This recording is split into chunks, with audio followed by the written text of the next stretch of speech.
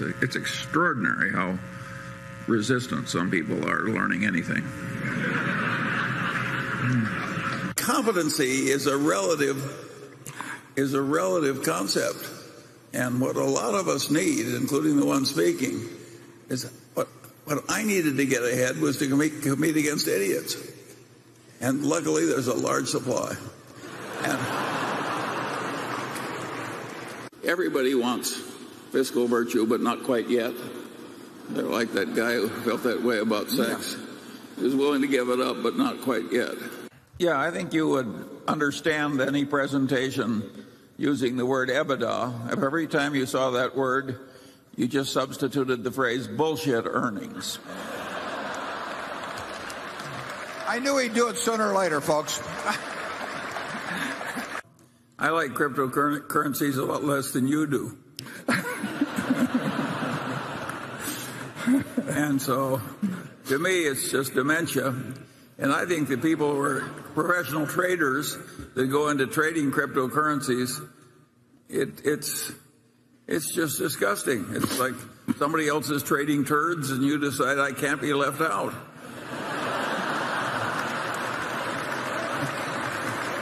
But those of you who are about to enter business school or who are there, I recommend you learn to do it our way, but at least until you're out of school, you have to pretend to do it their way.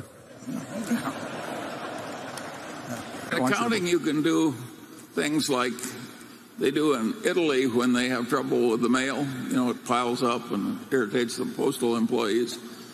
They just throw away a few carloads, and then everything flows smoothly thereafter.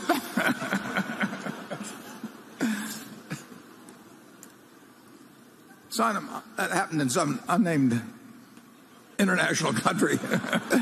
Yeah, Italy.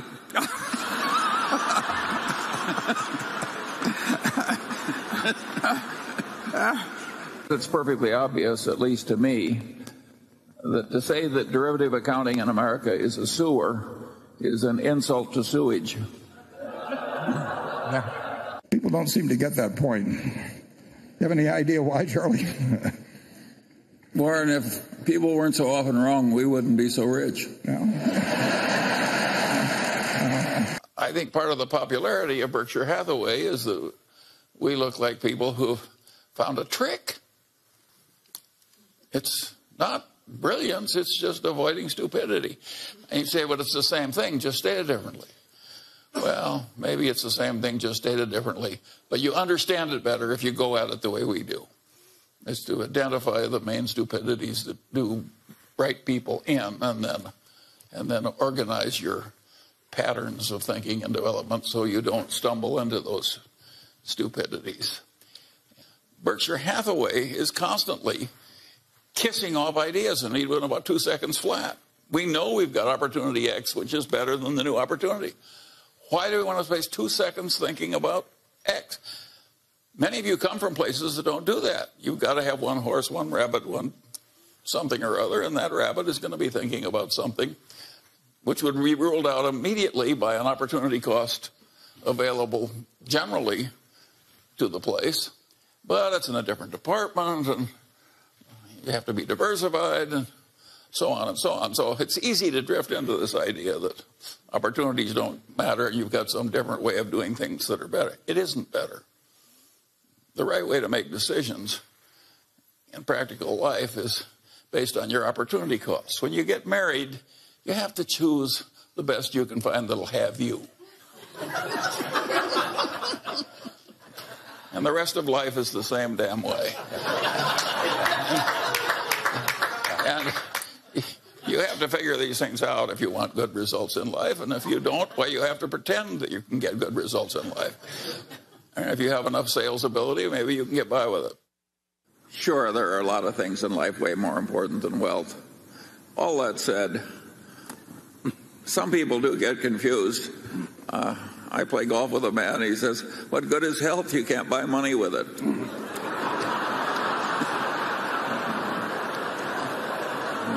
If I can be optimistic when I'm nearly dead, surely the rest of you can handle a little inflation.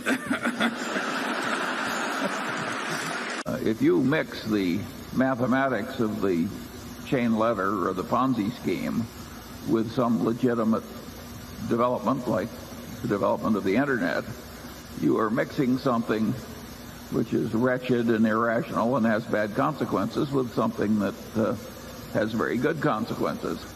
But you know, if you mix raisins with turds, they're still turds.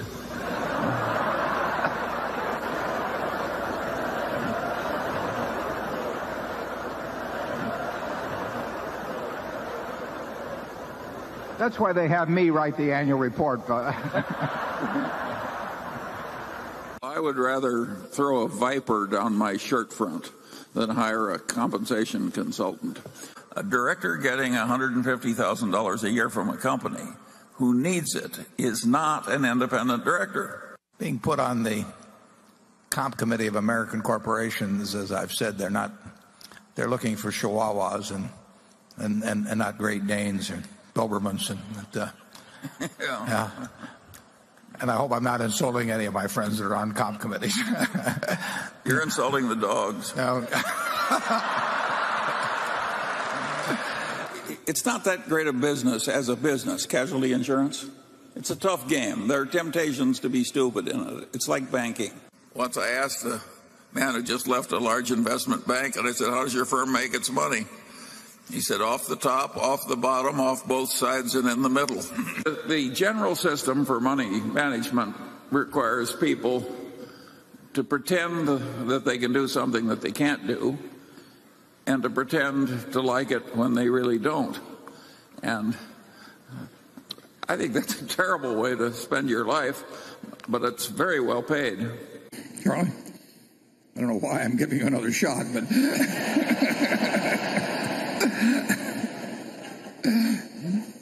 I think I've offended enough people. right. There's 2 or 3 in the balcony.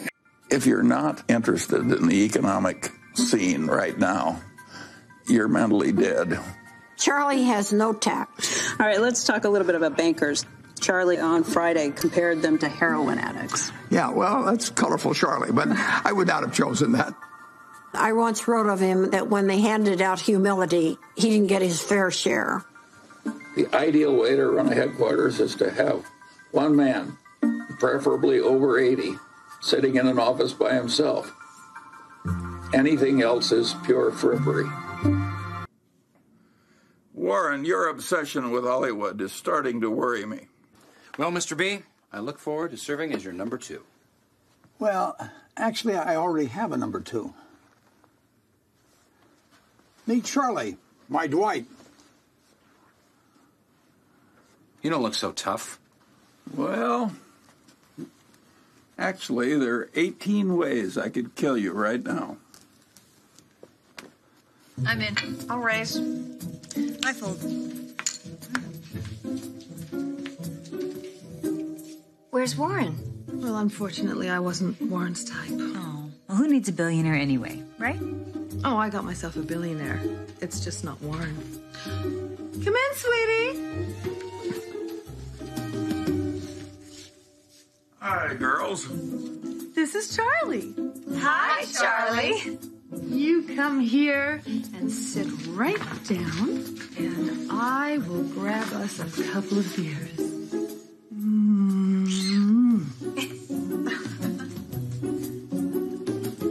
Deal me in. Is this really Jamie Lee Curtis? Is this really Mr. Munger, excuse me. Please call me Jamie as long as I can call you Charlie. Hi, Charlie. I'm Susan Lucci. Oh, haven't you heard about the deal between Warren and me? He's going to be a big star at All My Children, and I'm going to be taking over Berkshire Hathaway. Well, you've certainly got some important qualities that Warren lacks. Well, thank you, Charlie. There's some changes I really think we need to make around here. The first thing we need to look at is our dividend policy. I have never heard of anything so cheap and so unfair to our wonderful shareholders. We need to change it. Sounds good to me. Charlie, have you seen the new trailer for Iron Man 3? It's really amazing. Iron who? Charlie will get on his knees for you. I can just Check, tell you. please. Yeah. Do we have a deal? Okay, yes. Oh,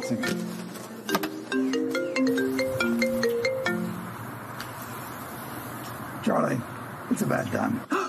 I'm right. Oh, is that Charlie? Oh, give me the phone. Give me the phone. Give me the phone. Charlie, it's Jamie. Hi. Oh, it's so great talking to you, too. 1, 2, 3. Heisenberg. Jesse. All right. I'm going to call my partner and have him draw up the papers. Wait a minute. Did you just put that piece of brittle back in the batch? That's right there. Contaminated the whole thing.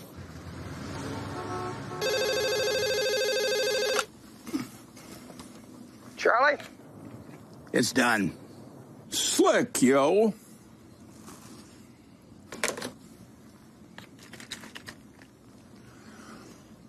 Brittle, bitches.